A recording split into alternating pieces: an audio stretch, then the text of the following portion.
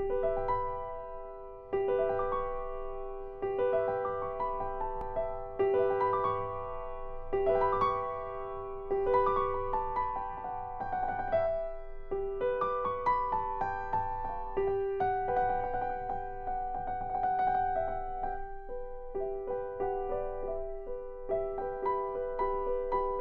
J.W. Winslow. I'm a writer and an artist and a poet and a green publisher. My TV show called Winslow Art is on Thursdays from 1 to 2 o'clock, and it features local artists and interesting people from Monterey County. I also have a TV show called Your Town Television, which is on once a month on public TV. I'm also a green publisher, and my first novel is called Jasmine Dogs, Mystic Adventures in Big Sur, Volume 1. It's America's first green novel. I was completely unaware of the fact that I was going to be moving to Monterey when I came here. I think this may be a story that happens with other people too, but I was someone who actually came down here on a business trip, and I wasn't particularly happy about it. I wasn't particularly happy about anything, as a matter of fact. And I came down on a business trip, and I was staying at the Monterey Plaza Hotel, which is right on the beach, and I was supposed to go to this big cocktail party. And when I got outside and got my feet on the sand, I could not stand it, and instead of going to the cocktail party, I took off my shoes and I walked all the way down the beach to the wharf. And it was getting dark, and it was November, and the gulls started coming around, and it was just absolutely beautiful. And I missed California, where I grew up at the beach. And so by the time I got to the wharf, I had pretty much decided I was going to move here. It was an amazing, amazing experience. And I think the thing that really, really cut it was that when I got to the wharf, I was carrying my shoes, and there was a man on the wharf dumping some soapy water out. He had been cleaning something, and he was standing there, and there wasn't another soul around. And he looked at me and he goes, "Hey, where's your shoes?" And I thought, you know what? This is where I belong. When I first moved here, I lived briefly in Pacific Grove and realized it was a little bit too crowded for me, so I escaped to Carmel and lived in Carmel Woods in this funny little cottage for about 15 years. It was an absolutely tiny little freezing artist cottage, but it was the only thing that I could afford, and that was where I wanted to live. So I began creating my work there.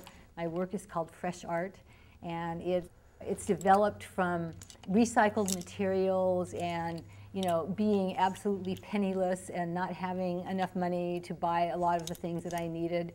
People would donate things to me, and pretty soon I learned to collect things and recycle them and use them in my work.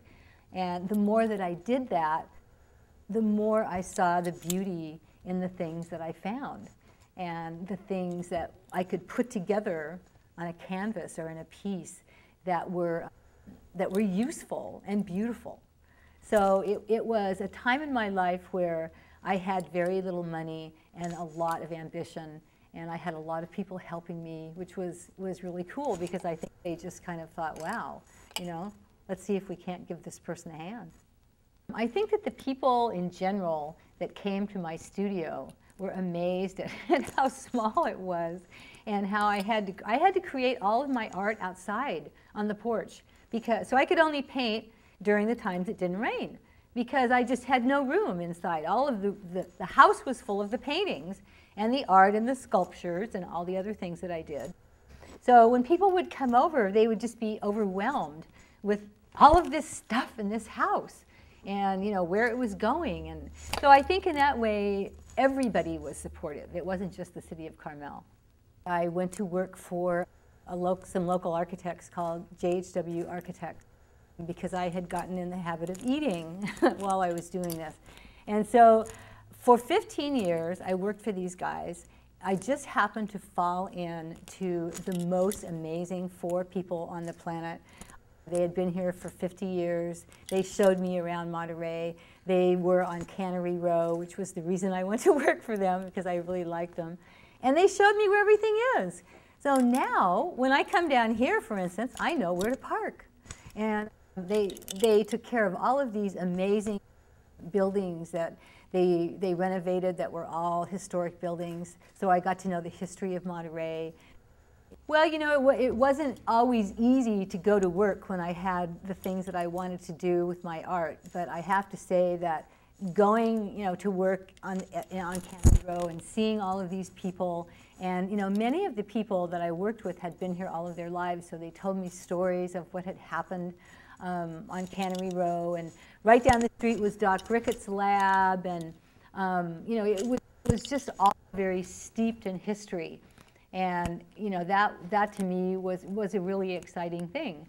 It had a lot of feeling to it. People would come down and drive down Cannery Row and go, "Woo, here we are!" You know, they were always excited. And as I said, we were far enough away from, you know, the main part of Cannery Row, so that it wasn't that bad. It wasn't that crowded. It was just kind of cool.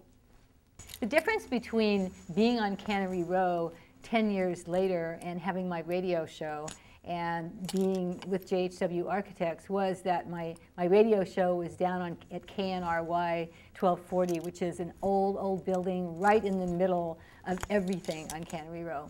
And it is the most busy, crazy, amazing place. I mean, it takes an hour to find a parking place even to get up to the studio. So it was a totally different thing, a different adventure than working there before.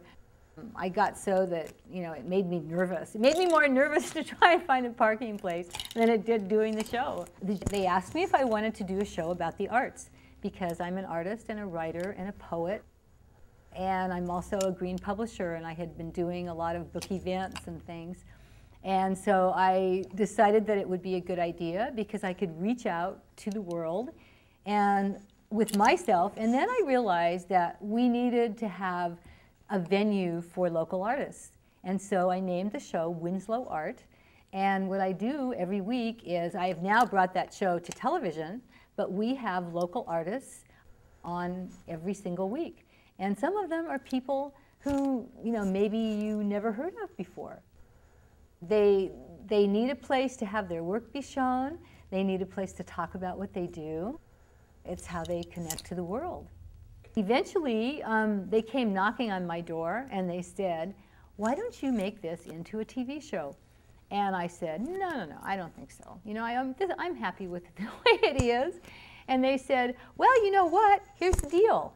A lot of people that you bring onto the show are visual artists, and they have things that they want to show. And they have paintings or cartoons or, you know, whatever, architecture, all these things.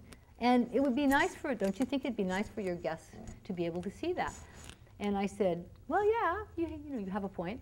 So of course, I ended up saying yes because it just made sense. And actually, the radio station simulcasts the show. So those people who really are diehard fans, they still listen on the radio. But the main people, I think, have come to the TV show because they can call in and they can see what these people look like firsthand. On top of that, then they asked me to do another show, which is called Your Town. And that's a public TV show. It goes on once a month, and it's on the AMP Channel 24, so it's community television. And what they do is they ask people that they think might have some interesting guests to come on once a month, and you invite 3 guests from the community, and they each have like about a 20-minute segment.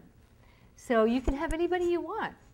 You know, you can have a guy that's cleaning the street. You can have a guy that works on the wharf. You can have a guy that owns Grove Market, who I'm going to have on next month. You can have artists and writers and poets or anybody you want. I just actually had John Broadway Tucker, who's our own great blues man, was on my show, on both of my shows, and he had his whole band there.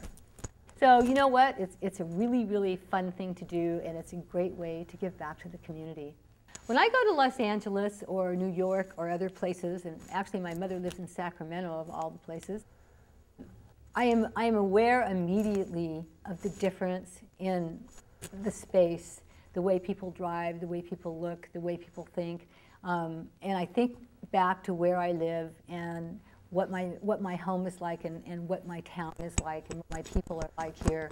And I realized that one of the things that I love about Monterey is the fact that people actually look at you. When you walk down the street, people look at you and they say hello. I know this sounds like a little tiny thing, but actually it's a big thing. When people drive in Los Angeles, they don't look at anything. You don't ever see them look at anything. And here, you know, you see people, you talk to people, you go places, there's a nurturing, there's a feeling here of family, even when you don't have family here. And I don't have family here except the people that I've gotten to know. But when I moved here, I knew no one.